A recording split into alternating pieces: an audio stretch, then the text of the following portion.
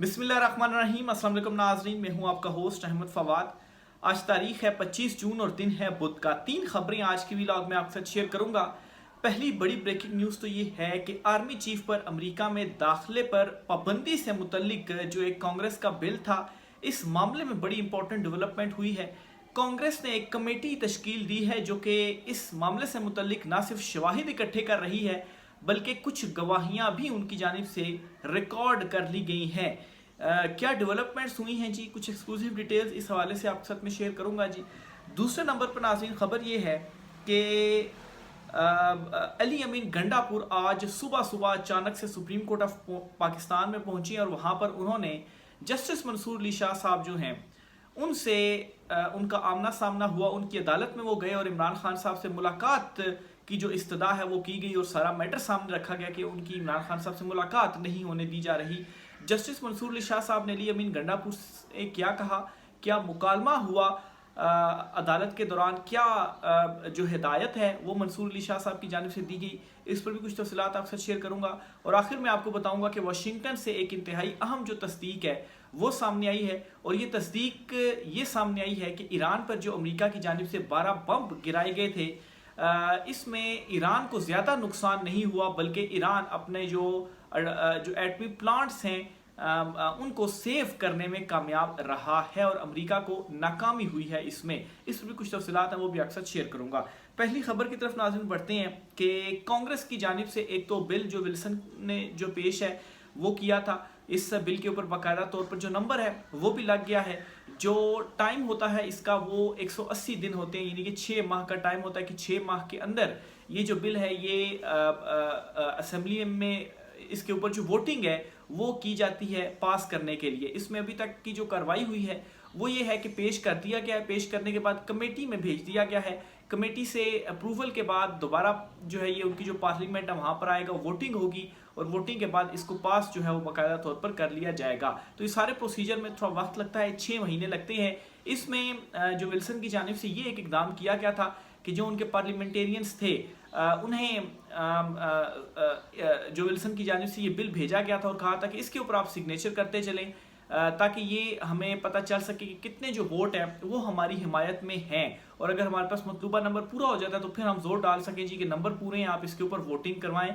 तो उस हवाले से 100 से ज़्यादा जो सिग्नेचर्स थे इस बिल के ऊपर वो हो गए थे। तो ये इस पर लास्ट जो अपडेट थी वो हुई थी। अब इसमें मजीद अपडेट ये हुई है जी कि कांग्रेस में एक कमेटी बनाई गई है और ये कमेटी इसी मामले के ऊपर जो शवाहिद है वो इकट्ठे कर रही है। मैं ये वाजे करता चलूँ कि इस बिल में आर्मी चीफ पर पाबंदी से मुतल्लिक कहा गया है। इसके अलावा मोहसिन नकवी और दीगर कुछ आला जो अफसरान हैं उनके जो नाम हैं वो मौजूद है। ना सिर्फ अमेरिका दाखिले पर पाबंदी बल्कि अमेरिका में मौजूद जो जायदादें हैं वो भी जब्त करने के हवाले से इस बिल में चीज़ें जो है वो मौजूद हैं।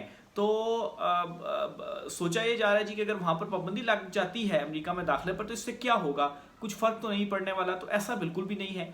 अमेरिका में दाखिले पर पाबंदी अगर आपके ऊपर लग जाए तो सूरत हाल ये होती है कि पूरा जो यूरोप है वहाँ उसका वीज़ा मिलना आपको मुश्किल है। और जिस तरीके से ये शरीफ ख़ानदान है इसी तरीके से अगर आप मोहसिन नकवी को भी देखें तो उनके भी दुबई वगैरह और इधर उधर काफ़ी जो हैं वो जायदादें हैं। तो वहाँ पर किस तरीके से वो फिर ट्रैवल करेंगे, फिर वहाँ पर वो किस तरीके से आगे बिजनेस जो है वो अपने चलाएंगे। तो ये बड़ी इंपॉर्टेंट जो है वो चीज़ें हैं, इसलिए ये जो पाबंदी वाला मैटर है इसको बड़ा सीरियस यहाँ पर भी जो मुक्तदरा है वो ले रही है। तो बहरहाल जी इसमें कुछ जो स्टेटमेंट्स हैं वो भी सामने आई हैं और इसमें जो जर्नलिस्ट हैं अहमद नूरानी उनका वीडियो क्लिप भी काफ़ी वायरल हो रहा है सोशल मीडिया के ऊपर।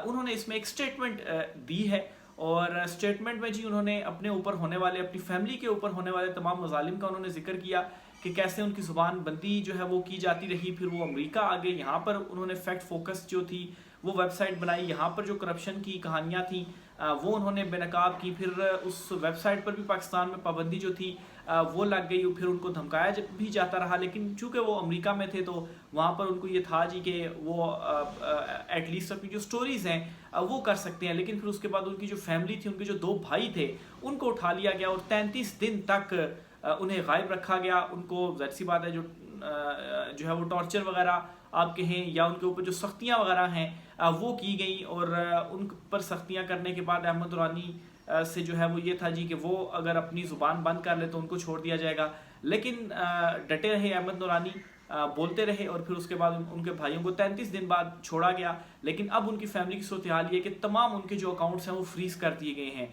यानी कि उनकी वालदा का, इवन की 66 साल की उनकी वालदा है, उनका पेंशन अकाउंट था वो भी फ्रीज कर दिया गया, बंद कर दिया गया। उनके भाइयों के, उनकी सिस्टर्स जो हैं, तमाम मतलब फैमिली के अकाउंट्स जो हैं वो बंद कर दिए गए। और अकाउंट्स बंद करने का मतलब ये है कि किसी किस्म की भी कोई जो मदद है वो ताकि उन तक ना पहुंच सके, यानी कि फाइनेंशियल मदद उन तक ना पहुंच सके।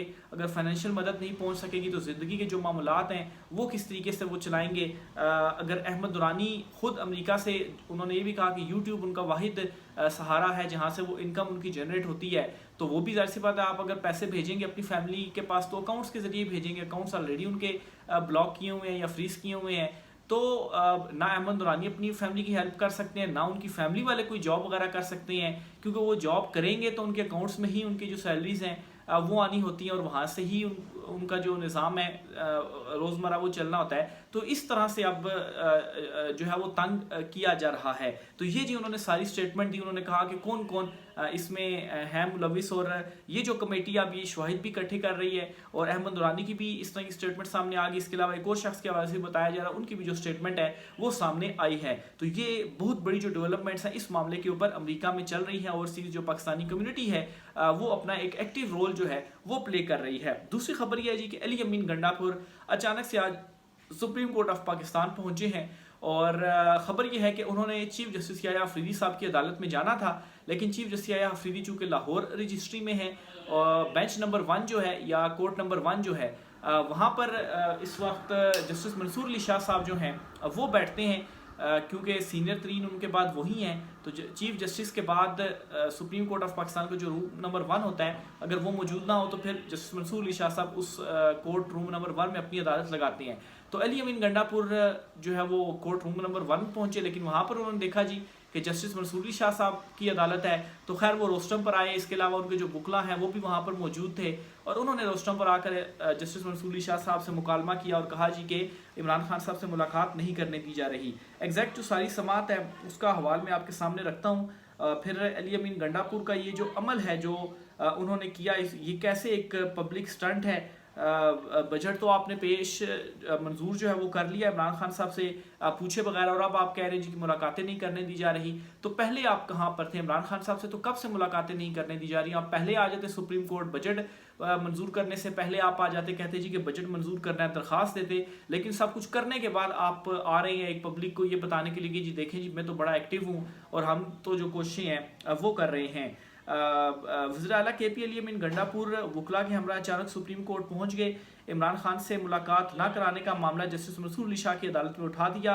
अली अमीन गंडापुर ने सुप्रीम कोर्ट से इमरान खान से मुलाकात की दरखास्त जल्द सुनने की इस्तदा की। तो जस्टिस मंसूर अली शाह ने कहा कि चीफ जस्टिस याह्या अफरीदी और रजिस्ट्रार सुप्रीम कोर्ट से आपने रुजू करना है। ज़ाहिर सी बात है वो इसमें क्या रोल प्ले कर सकते हैं।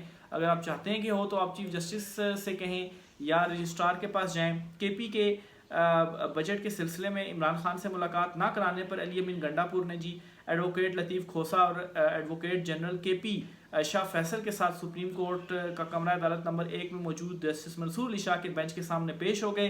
गंडापुर साहब ने इमरान खान से मुलाकात की दरख्वास्त करते हुए कहा कि बजट मंजूरी का प्रोसेस असम्बली में चल रहा है।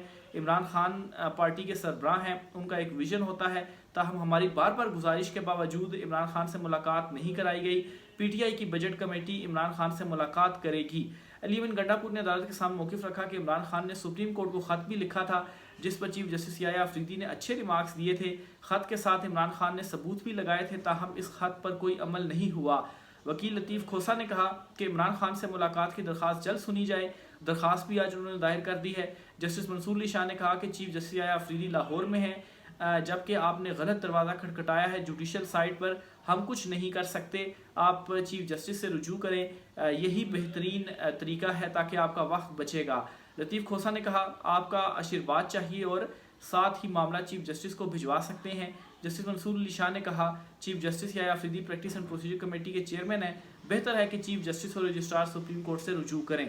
तो जस्टिस मंसूर अली शाह साहब एक तरफ तो खतूत वगैरह लिखते हैं, अब उनके पास मैटर था। लतीफ़ खोसा रिक्वेस्ट भी कर रहे हैं कि आप खुद चीफ जस्टिस को ये जो मामला आपके सामने आया आप भिजवा दें, तो हो सकता है वो देख लें, आप की एक सिफारिश भी हो जाएगी। लेकिन कहा गया नहीं जी, हम तो नहीं कुछ कर सकते, आप खुद ही जाएँ उनके पास, रजिस्ट्रार के पास जाएँ, वो आ जाएंगे तो उनके पास जाएँ और फिर आपका ये जो मैटर है वो टेकअप करते हैं नहीं करते वो देख सकते हैं। हमारे पास कोई जो इसका इख्तियार है वो ये नहीं है। तो अली अमीन गंडापुर ने गुफ्तगू भी की मीडिया से, उनसे कहा भी क्या जी कि आपने इमरान खान को माइनस कर दिया है। अलीमा खान साहिबा की भी स्टेटमेंट आ गई, तो बड़े अग्रेसिव अंदाज में अली अमीन गंडापुर ने ये कहा कि इमरान खान को कोई माइनस नहीं कर सकता। अगर उनकी बहनों ने ये बात किया तो आप उनकी बहनों से ही जाकर पूछें।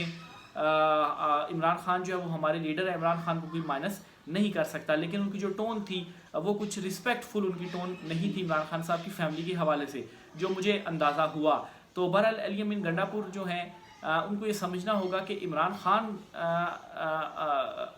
जिस तरीके से आप अभी विकेट के दोनों तरफ खेल रहे हैं, एस्टेब्लिशमेंट से भी मुलाकातें करते हैं, तो इमरान खान ने अगर आपको साइड पर कर दिया, इमरान खान से आप साइड पर हो गए, इमरान खान ने आपको अगर निकाल दिया तो आपको अवाम तो छोड़े, वो आपको तो पूछेगी ही नहीं, आपको इवन के एस्टेब्लिशमेंट ने भी फिर नहीं पूछना। आपको अभी जो राब्ते हो रहे हैं और चीज़ें वगैरह हो रही हैं इस वजह से हो रही हैं कि आप वज़ीर आला हैं, और वज़ीर आला आप इसलिए क्योंकि इमरान खान ने आपको नामजद किया हुआ है और आपको इमरान खान के नाम का जो वोट है वो पड़ा हुआ है। लेकिन उसके बावजूद अली अमीन गंडापुर साहब जो हैं ज़ाहिर जिस तरीके से पहले भी एहतजाज थे, मेन किरदार अली अमीन गंडापुर का ही उस वक्त भी सामने आया था, लेकिन चूंकि इमरान खान साहब ने कोई एक्शन नहीं लिया तो इस वजह से अली अमीन गंडापुर की बचत हो गई। लेकिन वो सारी कहानी अब सामने आ रही है कि कैसे अली अमीन गंडापुर ही वो मेन किरदार थे कि एहतजाज जो था उस एहतजाज को नाकाम बनाने के लिए, जैसे वो 12 अजला फलांग कर पिशावर पहुंच जाते थे, पीछे लीडरलेस हो जाते थे एहतजाज करने वाले, वो किस डायरेक्शन में जाएं, फिर जो कुछ 26 नवंबर को होता रहा, इससे पहले जो बहुत सारी चीज़ें हुई, जो बहुत सारी स्टेटमेंट्स जो है वो आप देते रहे जी।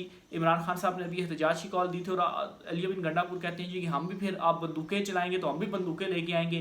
तो अलीमा खान साहबा ने उनको करेक्ट किया कि कोई बंदूकें नहीं लेके आएंगे, हमारा एहतजाज पुरअमन है। एक तरह से अली अमीन गंडापुर जवाब फराहम कर रहे थे जी कि हम तो बंदूकें लेके आएंगे, तो आप इससे भी बढ़कर हमारे ऊपर जो एक्शन है वो फिर करें मेरी स्टेटमेंट को इस्तेमाल करते हुए। तो इस तरह का जो तासुर है वो मिला। तो बहरहाल जी आज अली अमीन गंडापुर ये आए तो ये एक मीडिया स्टंट ही है जी कि मीडिया में खबर चल जाएगी कि अली अमीन गंडापुर जो है वो तो गए हैं सुप्रीम कोर्ट, इमरान खान साहब से मुलाकात के लिए बड़ी कोशिशें कर रहे हैं। तो गंडापुर ने कहा था कि मैं तमाम जो MPs हैं KP के उनके समेत अडयाला के बाहर आकर धरना दे दूंगा, खान साहब से मुलाकात क्यों नहीं करवाई जा रही, कानूनी तौर पर ही मुलाकात मांगी जा रही है तो फिर क्यों नहीं करवाई जा रही, उनकी फैमिली से मुलाकातें नहीं करवाई जाती।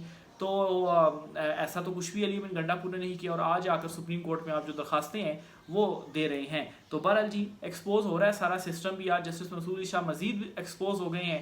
इनके जब लेटर्स सामने आते थे तो तब थोड़ा बहुत ये था कि बेशक इन्होंने माजी में जो इनका रोल था चीफ जस्टिस मुराद बंदयाल के टाइम पर, जस्टिस सत्तन जस्टिस मंसूर अली शाह जो थे, जैसे वो दूसरी साइड पर जाकर खड़े हुए टेक्निकल सवालात उठाते हुए और उस वहीं से बेतौकीरी का आगाज़ हुआ और सुप्रीम कोर्ट के फैसले 90 दिन में इंतखाबात के फैसले पर इम्प्लीमेंट नहीं हुआ और फिर चीफ जस्टिस साबिक जो थे काजी फाइज ईसा, उनके अगेंस्ट जो रेफरेंस था उनको भी बचाने में जस्टिस मंसूर अली शाह जो थे वो बिल्कुल फ्रंट पर थे।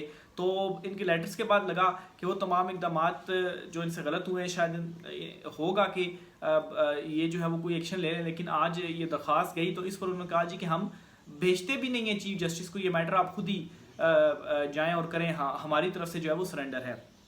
बहरहाल जी आखिरी खबर आपको देता चलूँ कि अमेरिका ने जो 12 बम गिराए थे ईरान के ऊपर, इस हवाले से मैं एक फैक्ट्स के साथ जो डिटेल्स थी कुछ आपके साथ शेयर भी कर चुका हूँ कि ईरान ने जहाँ पर उनके ये प्लांट्स हैं वो ज़ेरे ज़मीन इस हद तक हैं कि अमेरिका के इन बम्स ने वहाँ तक पहुँच नहीं सकते, कोई नुकसान नहीं पहुँचा सकते। अलबत्ता चूँकि वो ज़ेरे ज़मीन है तो वेंटिलेशन का सिस्टम होता है वो लाजमी होता है, वो ज़मीन के ऊपर होता है कि वेंटिलेशन जो है वो रहे। तो उस पर यह हुआ है जी कि वेंटिलेशन सिस्टम को डैमेज ज़रूर किया गया है और उससे मकसद इतना हासिल किया गया कि कुछ जो है ईरान के हवाले से जो चीज़ें हैं वो डिले हो जाएं, क्योंकि वेंटिलेशन सिस्टम रिपेयर होगा और फिर उसके बाद जो उनका ये एक एटॉमिक वो है उसको वो दोबारा एक्टिव करेंगे। लेकिन उनका जो काम है वो पहले से भी ज़्यादा तेज़ हो जाएगा क्योंकि उनके सर के ऊपर भी एक वॉर है। तो बहरहाल जी अब ये वाशिंगटन का अखबार है जी, वहाँ से ये तस्दीक सामने आ रही है कि वाकई अमेरिका जो है वो ज़्यादा नुकसान करने में कामयाब नहीं हुआ और ईरान जो है वो अपनी जो यूरेनियम है उसे महफूज मुकाम पर मुंतकिल करने में कामयाब रहा है। तो थोड़ी डिफरेंट न्यूज़ है लेकिन इस हद तक तस्दीक ज़रूर है कि अमेरिका को जो उसने ईरान के ऊपर अटैक्स किए इसमें उनको जो नाकामी है वो हुई है। तो ये जी आज कुछ इंपॉर्टेंट डिटेल्स थी, खबरें थी, राय का इज़हार कीजिएगा। आज की ब्लॉग से इतना ही, इजाज़त दीजिए, अल्लाह हाफिज़।